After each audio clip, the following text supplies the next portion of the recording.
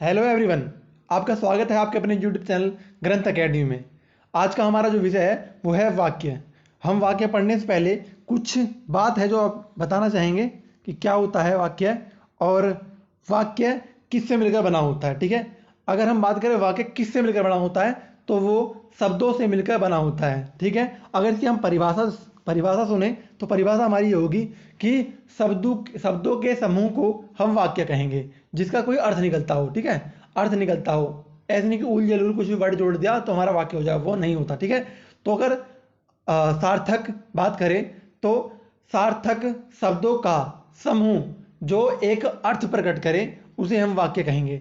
जैसे राम ने खाना खाया, तो राम ने खाना खाया, इसमें ये हमारा हो गया वाक्य। मतलब ऐसा भी कह सकते हैं कि जब कोई व्यक्ति अपने मन के विचार को प्रकट करे तो वाक्य की सहायता लेता है। बिना वाक्य की सहायता के कोई अपने विचार को प्रकट नहीं कर सकता। ठीक है, देखिए अब आप कहेंगे कि विचार का प्रकट तो गूंगे भी कर सकते हैं, तो गूंगे जो है वो इशारे से करते हैं। ठीक है, वो इशारे से प्रकट करते हैं। जो बोलने वाला व्यक्ति होता है वो अपने वाक्य की सहायता से प्रकट करता है अपने विचार। ठीक है, उससे पहले देखिए अब कुछ वर्ड है जो आपको बताने वाला हूँ। उससे पहले वीडियो को लाइक कर दीजिए और चैनल को सब्सक्राइब कर दीजिए और सब में ये वीडियो शेयर कर दीजिए। ठीक है, जल्दी जल्दी लाइक कर दीजिए। ओके, चलो शुरू करते हैं। देखिए तीन शब्द आते हैं हमारे सामने, एक वर्ण है, दूसरा शब्द, तीसरा वाक्य है। ठीक है, तीन शब्द आते हैं, वर्ण, शब्द और वाक्य। ठीक है, तो मैंने बताया था कि शब्द वर्णों से मिलकर बना होता है, शब्द जो हमारा वर्णों से मिलकर बना होता है। अभी मैंने बताया कि वाक्य जो है शब्दों से मिलकर बना होता है। ठीक है, शब्द वर्णों से मिलकर बना होता है और शब्दों से मिलकर वाक्य बनता है। ठीक है ना, समझ गए ना कि कैसे क्रम है। देखिए जब वर्णों का मेल हो, मतलब जैसे स्वर और व्यंजन मिले, ऐसे मिलकर शब्द का निर्माण होता है। और शब्द भी वो होते हैं, शब्द दो होते हैं, सार्थक और निरर्थक। ठीक है, सार्थक और निरर्थक। ठीक है, हमारा हो गया शब्द। और जब जब शब्दों का मेल हो, कई शब्द मिलकर एक वाक्य का निर्माण करते हैं, लेकिन एक शर्त होती है कि शब्द मिलने के बाद उनका कोई अर्थ निकलता हो। ठीक है, उसका कोई अर्थ निकलता हो तो हम उसे कहेंगे वाक्य। ठीक है, जैसे मैंने आपको बताया कि राम ने खाना खाया। ठीक है, राम ने खाना खाया, तो इसमें शब्द जुड़े हुए हैं, राम, खाना और खाया। ठीक है, ने की बाद में बात करेंगे। ठीक है, बाद में बात करेंगे। तो राम ने खाना खाया, तो इसमें शब्दों का समूह है, वो हमारा क्या बन गया, वाक्य है। शब्दों का समूह हमारा क्या कहलाएगा, वाक्य। और इसका अर्थ भी निकल रहा है और किसी व्यक्ति ने अपने विचार भी प्रकट किए हैं कि राम ने खाना खाया। ठीक है, विचार भी प्रकट हुए हैं और शब्द का समूह भी है और इसका अर्थ भी निकल रहा है, तो हमारा क्या कहलाएगा, ये वाक्य कहलाएगा। ठीक है, हमारा समझ आ गया वाक्य क्या होता है, वाक्य की परिभाषा क्या होती है। अगर सिर्फ वाक्य की परिभाषा की बात करें तो वाक्य की परिभाषा ऐसे होती है कि शब्दों के समूह को हम वाक्य कहते हैं। शब्दों के समूह को हम वाक्य कहते हैं जिसका कोई अर्थ निकलता हो या व्यक्ति अपने विचार प्रकट करता हो। ठीक है ना, समझ गए। आइए आगे बढ़ते हैं। देखिए जैसे मैंने बताया कि वाक्य शब्द के समूह को कहते हैं। ठीक है, वाक्य शब्द के समूह को कहते हैं, तो वो शब्द के समूह भी जो हैं वो दो पार्टों में डिवाइड हो जाते हैं। ठीक है, दो भागों में विभाजित हो जाते हैं। वो कैसे कैसे होते हैं, आइए समझते हैं। देखिए वाक्य के दो खंड होते हैं, मतलब वाक्य दो भागों में विभाजित हो जाते हैं। एक होता है हमारा उद्देश्य, दूसरा होता है हमारा विधेय। उद्देश्य सब्जेक्ट, विधेय प्रेडिकेट। ठीक है, उद्देश्य और प्रेडिकेट, ये वाक्य दो खंडों में विभाजित हो जाते हैं, सब्जेक्ट और विधेय। सब्जेक्ट भी आगे हमारे होते हैं। सब्जेक्ट में क्या क्या उपस्थित होते हैं, संज्ञा, सर्वनाम, विशेषण, क्रिया विशेषण, ये हमारे वाक्यांश, ये सब जो हमारे होते हैं उद्देश्य या सब्जेक्ट में विभाजित हो जाते हैं। ठीक है, उद्देश्य में क्या क्या सम्मिलित होते हैं वो हम आगे चर्चा करेंगे। देखिए क्या क्या होता है हमारा। उससे पहले ये समझेंगे कि उद्देश्य होता क्या है। ठीक है, उद्देश्य या सब्जेक्ट हमारा होता क्या है। अब देखिए हम इसके बारे में समझेंगे कि जैसे जिसके बारे में या जिसके विषय में कुछ कहा जाता है, जिसके विषय में कुछ कहा जाता है उसे सूचित करने वाले शब्द को, मतलब कि जिसके बारे में कुछ कहा जाता है उसे सूचित करने वाले शब्द को उद्देश्य या सब्जेक्ट कहते हैं। जैसे देखिए, जैसे मैं लिख देता हूँ, जैसा भी मैंने लिखा था, राम ने खाना खाया, राम ने खाना खाया, ठीक है, राम ने खाना खाया। तो इसमें जो हमारा उद्देश्य होगा सब्जेक्ट होगा, वो हमारा राम होगा, राम ने, ठीक है, राम ने है तो राम हमारा क्या हुआ, राम ने हमारा क्या हुआ, उद्देश्य, सब्जेक्ट, ये हमारा उद्देश्य हो गया राम, उद्देश्य हो गया राम, ठीक है, उद्देश्य हमारा राम हो गया। और खाना खाया वो हमारा हो गया प्रेडिकेट या विधेय, ठीक है, राम ने खाना खाया तो राम ने हो गया हमारा उद्देश्य और खाना खाया हो गया विधेय, ठीक है, समझ में आ गया ना। विधेय और उद्देश्य क्या होता है, जिसके बारे में बात की जाती है, उन शब्दों को जिसके बारे में बात की जाती है उनमें उनके लिए प्रयोग किए गए शब्दों को हम उद्देश्य कहते हैं, ठीक है, उन्हें हम उद्देश्य कहते हैं। और जो कहा जाता है उसे हम कहेंगे विधेय, ठीक है, जिसके बारे में कहा जाता है उसे कहेंगे उद्देश्य, और जो कहा जाता है उन्हें कहते हैं विधेय, ठीक है, समझ में आ गया ना। एक और एग्जांपल देखते हैं, जैसे तोता डाल पर बैठा है, तोता डाल पर बैठा है। तो अब इसमें बात करें कि इसमें सब्जेक्ट क्या है और मतलब कि उद्देश्य क्या है और विधेय क्या है, तो हमारा क्या होगा, देखिए, जब तोता की बात की जा रही है, तोता हमारा हो गया उद्देश्य और डाल पर बैठा है हमारा हो गया प्रेडिकेट। तो ये हमारा हो गया उद्देश्य, ये हो गया हमारा हमारा उद्देश्य, तोता हमारा उद्देश्य हो गया और विधेय हमारा हो गया डाल पर बैठा है। ओके, आशा करता हूँ सबको समझ में आया होगा, ठीक है। आइए आगे बढ़ते हैं। देखिए उद्देश्य क्या क्या होते हैं, हमारे उद्देश्य में क्या क्या होते हैं, ठीक है, ये हम आगे पढ़ते हैं। देखिए उद्देश्य में हमारा संज्ञा भी हो सकता है, सर्वनाम भी हो सकता है, विशेषण भी हो सकता है और क्रिया विशेषण भी हो सकता है, ठीक है, विशेषण और क्रिया विशेषण भी हो सकता है। हम इन्हें इंग्लिश में कहते हैं नाउन, ठीक है, जबकि हम हिंदी पढ़ रहे हैं तो हिंदी पे ज़्यादा ध्यान देंगे, पर आपको कनेक्ट करने के लिए, आपको समझने के लिए, जो आपको जल्दी समझ में आ जाता है, इसलिए इंग्लिश के भी शब्द हम प्रयोग करेंगे जिससे आपको समझ में आ जाए, ठीक है। नाउन मतलब संज्ञा, सर्वनाम मतलब प्रोनाउन और विशेषण मतलब एडजेक्टिव और क्रिया विशेषण मतलब एडवर्ब, ठीक है।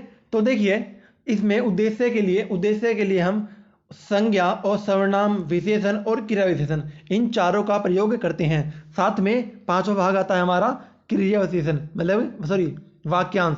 अगला भाग आता है हमारा वाक्यांश, ठीक है, अगला भाग जो हमारा होता है वाक्यांश।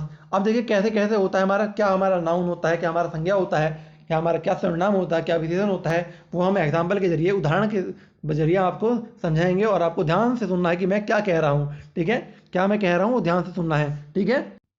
देखिए जैसे कि इसमें लिखा हुआ है कि घोड़ा भागता है, तो इसमें हमारा संज्ञा क्या होगा, घोड़ा, ठीक है, घोड़ा हमारा संज्ञा क्या होगा। देखिए जैसे कि देखिए संज्ञा किसे कहते हैं, वह दुनिया में किसी के भी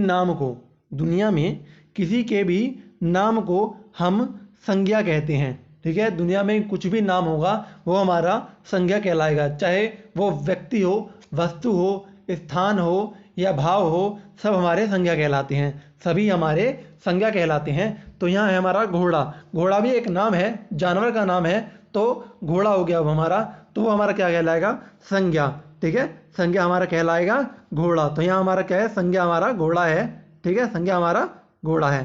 तो समझ में आ गया ना, संज्ञा का होता है, संज्ञा किसी के भी नाम को हम संज्ञा कहते हैं, ठीक है, किसी के भी नाम को हम संज्ञा कहते हैं। तो हमारा घोड़ा क्या हो गया, हमारा संज्ञा हो गया, ठीक है, घोड़ा हमारा हो गया संज्ञा। अगर दूसरे एग्जाम्पल की बात करें तो हम कहते हैं कि पप्पू डांस नहीं कर सकता। एक आपने गाना सुना होगा, पप्पू कांट डांस साला, तो पप्पू डांस नहीं कर सकता, तो इसमें पप्पू हमारा क्या कहलाएगा, पप्पू हमारा कहलाएगा संज्ञा, ठीक है, पप्पू हमारा संज्ञा कहलाएगा, वो हमारा क्या है, संज्ञा। क्योंकि एक नाम है पप्पू, तो पप्पू हमारा क्या कहलाएगा, संज्ञा, ठीक है, पप्पू कांट डांस साला, ठीक है, इसमें हिंदी इंग्लिश दोनों मिक्स है, साला हमारा हिंदी का वर्ड है, ठीक है। तो पप्पू डांस नहीं कर सकता, तो पप्पू हमारा क्या हो गया, संज्ञा, ठीक है। संज्ञा क्या होगा, समझ में आ गया ना, संज्ञा भी हमारा उद्देश्य का पार्ट होता है, ठीक है। दूसरा आता है हमारा सर्वनाम, दूसरा आता है हमारा सर्वनाम, ठीक है। सर्वनाम आता है, देखिए सर्वनाम की परिभाषा क्या होती है, सर्वनाम की परिभाषा क्या होती है, देखिए सर्वनाम की परिभाषा ऐसी है कि जहां नाउन या जहां संज्ञा आना चाहिए, वहां अगर किसी दूसरे शब्द का प्रयोग कर लिया जाए, वो हमारा सर्वनाम कहलाता है। मतलब संज्ञा के स्थान पर जो शब्द प्रयोग किए जाते हैं उसे हम सर्वनाम कहते हैं। वो कुछ भी हो सकता है, जैसे वह, यह, यहाँ, वहाँ, ठीक है, ये, वो, ठीक है, हम, मैं, ये सब हमारे क्या कहलाएंगे, सर्वनाम कहलाएंगे। मतलब अब एक परिभाषा ये है कि संज्ञा के स्थान पर प्रयोग होने वाले शब्द हमारे सर्वनाम कहलाते हैं, ठीक है। संज्ञा के स्थान पर प्रयोग होने वाले शब्द सर्वनाम कहलाते हैं। अब एक बात देखिए, यहाँ लिखा हुआ है वह जाता है, वह जाता है। अगर यहाँ संज्ञा होता तो यह वाक्य क्या होता, यह वाक्य होता कि रमेश जाता है, ठीक है, रमेश जाता है, रमेश जाता है। तो जब यहाँ रमेश नहीं है, रमेश के स्थान पर क्या है, रमेश के स्थान पर हमारा है वह, रमेश के स्थान पर हमारा आ गया है वह आ गया है, रमेश हटाकर वह आ गया है। तो मैंने क्या बताया कि संज्ञा के स्थान पर आने वाले शब्द को हम सर्वनाम कहते हैं। तो हमारा सर्वनाम क्या कहलाएगा, वह हमारा सर्वनाम हो गया है। तो उद्देश्य में हमारा सर्वनाम भी उपस्थित होता है, मतलब उद्देश्य में सर्वनाम भी हम ले सकते हैं, ठीक है। तीसरा है हमारा विशेषण, ठीक है। विशेषण कैसे है, देखिए विद्वान की पूजा होती है, विद्वान की पूजा होती है। तो हमारा जो यहाँ विद्वान, देखिए विशेषण की परिभाषा क्या होती है, मैं सबकी परिभाषा आपको याद करवा रहा हूँ जिससे आपको दोबारा याद हो जाए कि संज्ञा, सर्वनाम, विशेषण और क्रिया विशेषण क्या होता है, ठीक है। संज्ञा, सर्वनाम, विशेषण और क्रिया विशेषण क्या होता है। तो मैंने संज्ञा की परिभाषा क्या बताई कि किसी के भी नाम को हम संज्ञा कहते हैं। सर्वनाम मैंने क्या बताया, संज्ञा के स्थान पर प्रयोग किए गए शब्द सर्वनाम कहलाते हैं। विशेषण क्या होता है, विशेषण हमारा क्या होता है, जो संज्ञा और सर्वनाम की विशेषता बताता है वो हमारा विशेषण कहलाता है। जो संज्ञा और सर्वनाम की विशेषता बताता है वो हमारा विशेषण कहलाता है। जैसे देखिए, अगर हम बात करें तो राम बुद्धिमान और साहसी है, या राम बुद्धिमान है, तो बुद्धिमान जो हमारा होता है वो हमारा क्या होता है, वो होता है हमारा विशेषण। विद्वान हमारा क्या होता है, विशेषण। राम विद्वान है, राम साहसी है, या राम वीर है, ये हमारा क्या कहलाएगा, विशेषण कहलाएगा। क्योंकि वो संज्ञा के बारे में कुछ विशेषता बता रहा है, इसलिए हमारा हो जाएगा विशेषण। अगर विशेषण का देखें तो विशेषण हमारा उद्देश्य के स्थान पर, मतलब उद्देश्य के सब्जेक्ट के स्थान पर, उद्देश्य के स्थान पर भी प्रयोग किया जा सकता है, या संज्ञा या सर्वनाम के स्थान पर भी प्रयोग किया जा सकता है। अगर नॉर्मली देखा जाए तो विशेषण भी संज्ञा या सर्वनाम के स्थान पर प्रयोग किया जा सकता है। वैसे तो ये संज्ञा और सर्वनाम की विशेषता बताता है, लेकिन ये उद्देश्य की तरह कार्य भी कर सकता है। देखिए उदाहरण में क्या है, विद्वान की सर्वत्र पूजा होती है, विद्वान की सर्वत्र पूजा होती है। ये सच्चाई भी है कि विद्वान की सर्वत्र पूजा होती है, क्योंकि आप किसी से की पूजा करेंगे तो वह विद्वान होगा, ठीक है। विद्वान की पूजा की जाती है, विद्वान की पूजा होती रहेगी। विद्वानों का ही बोलबाला है, चाहे एलोन मस्क ले लीजिए, चाहे एल्बर्ट आइंस्टाइन ले लीजिए, सब विद्वान है। विद्वान की पूजा करनी चाहिए और विद्वान हमें बनने के लिए प्रयास करना चाहिए। तो विद्वान हमारा क्या है, हमारा विशेषण है, लेकिन यहाँ यह उद्देश्य की तरह कार्य कर रहा है, सब्जेक्ट की तरह कार्य कर रहा है। तो विशेषण हमारा क्या है, उद्देश्य है। विशेषण हमारा उद्देश्य है और विद्वान हमारा विशेषण है, ठीक है। विद्वान भी हमारा विशेषण है, ठीक है। तो विद्वान की सर्वत्र पूजा की जाती है, तो यहाँ हमारा विद्वान क्या है, विशेषण है, ठीक है। अब क्रिया विशेषण की बात करते हैं कि क्रिया विशेषण क्या होता है। देखिए क्रिया विशेषण अगर परिभाषा की बात करें तो क्रिया विशेषण वह होता है जो क्रिया के बारे में अलग से कोई विशेषता बताता है, जो क्रिया की विशेषता बताता है, वो हमारा क्या कहलाता है? क्रिया विशेषण कहलाता है। जो क्रिया की विशेषता बताता है वो हमारा क्रिया विशेषण कहलाता है। ठीक है, ठीक है। तो अगर क्रिया यहाँ देखा जाए कि भीतर बाहर एक था, जिसका जिसका अगर देखिए ये ब्रैकेट मैंने इसलिए लिख दिया है, जिसका जिसका भीतर बाहर एक सा है, जिसका भीतर बाहर एक सा है, एक सा हो। ठीक है, तो यहाँ भीतर और बाहर जो होगा, यहाँ भीतर और बाहर जो होगा वो हमारा क्रिया विशेषण कहलाएगा। भीतर और बाहर यहाँ हमारा क्रिया विशेषण कहलाएगा। भीतर बाहर एक सा हो तो भीतर बाहर हमारा क्या होगा? क्रिया विशेषण, क्योंकि ये क्रिया के बारे में बता रहा है। ठीक है, ठीक है, समझ में आ गया ना? उद्देश्य में क्या क्या आता है? तो उद्देश्य में संज्ञा, सर्वनाम, विशेषण और क्रिया विशेषण चारों आते हैं। उद्देश्य में संज्ञा, सर्वनाम, क्रिया विशेषण और विशेषण चारों आते हैं। और समझ में आ गया ना? संज्ञा क्या होती है, सर्वनाम क्या होता है, और विशेषण क्या होता है, और क्रिया विशेषण क्या होता है। ठीक है, हमने स्थान की चर्चा कर ली। ठीक है, हमारा उद्देश्य कंप्लीट हुआ। एक और है इसमें पांचवा क्या है हमारा? वाक्यांश। ठीक है, पांचवा हमारा क्या है? वाक्यांश। देखिए, जब जब पूरा जब संज्ञा, सर्वनाम या क्रिया विशेषण या विशेषण के स्थान पर पूरा वाक्य प्रयोग कर लिया जाए, जब संज्ञा सर्वनाम के स्थान पर पूरा वाक्य प्रयोग कर लिया जाए, उसे हम वाक्यांश कहते हैं। या वाक्य के छोटे हिस्से को हम वाक्यांश कहते हैं। ठीक है, सब्जेक्ट उद्देश्य में वाक्यांश को भी हम ले सकते हैं। उद्देश्य में हम वाक्यांश को भी ले सकते हैं। ठीक है, देखिए यहाँ क्या है? झूठ बोलना पाप है, तो हमारा झूठ बोलना जो है हमारा वाक्यांश है। झूठ बोलना पाप है, तो हमारा झूठ बोलना क्या है? हमारा वाक्यांश है। वाक्यांश हमारा क्या है? झूठ बोलना। ठीक है, क्योंकि ये एक वाक्य का हिस्सा है, तो हमारा क्या कहलाएगा? ये वाक्यांश कहलाएगा। वाक्य का हिस्सा वाक्यांश कहलाता है। इसलिए हम झूठ बोलना पाप है, इसलिए हम झूठ बोलना जो है वो हमारा वाक्यांश है। और ये हमारा यहाँ उद्देश्य की तरह काम कर रहा है, इसलिए हम उद्देश्य में वाक्यांश को भी ले सकते हैं। ठीक है, समझ में आ गया ना? उद्देश्य में क्या क्या आता है? संज्ञा, सर्वनाम, विशेषण, क्रिया विशेषण और वाक्यांश।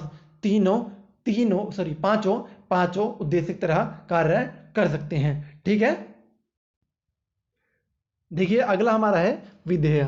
ठीक है, विधेय अगर बात करें तो विधेय को भी तीन शब्द विस्तार करते हैं। कैसे करते हैं? देखिए समझते हैं। जैसे मैंने सबसे पहले लिखा था, राम ने खाना खाया। राम ने खाना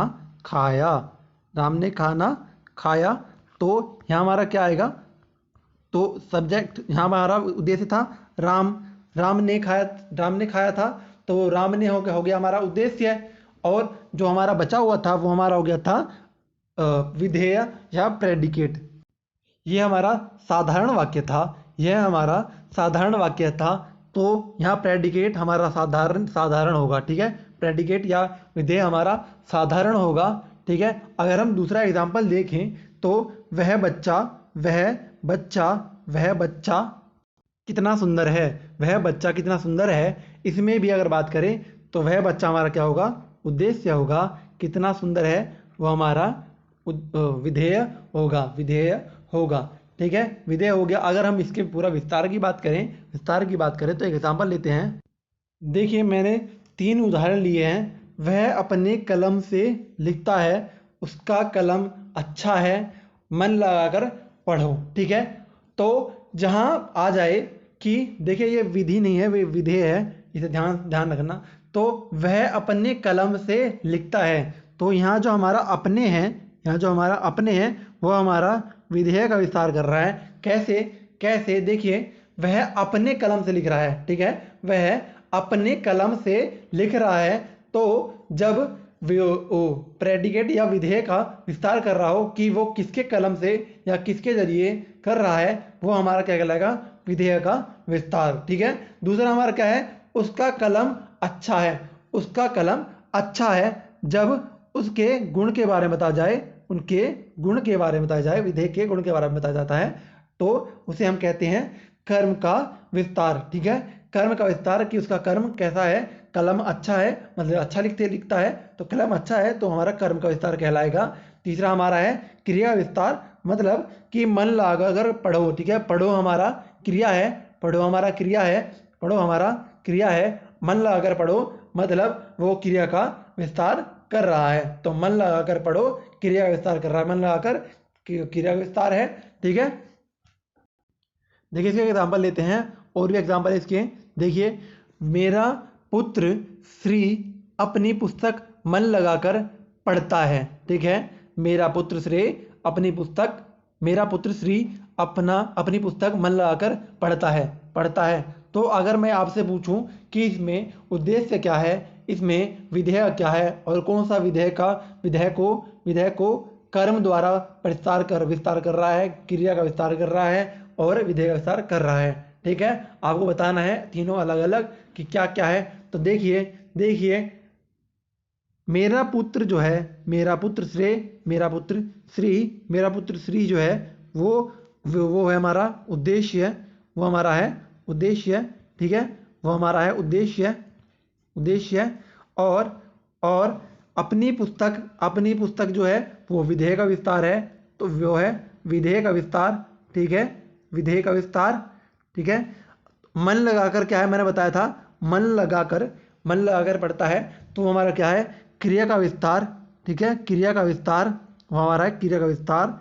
ठीक है, तीनों समझ में आ गया ना। उद्देश्य क्या है, मेरा पुत्र श्री, और विधेय का विस्तार कर रहा है अपनी, और क्रिया क्या है वो है हमारा मन लगाकर। ठीक है, यह बच्चा कितना सुंदर है, यह बच्चा कितना सुंदर है, तो यह बच्चा हमारा क्या हो गया उद्देश्य है, कितना सुंदर है हमारा हो जाएगा विधेय। ठीक है, हमारा राष्ट्र समृद्धिशाली है, ये गलत लिख दिया है, समृद्धिशाली है।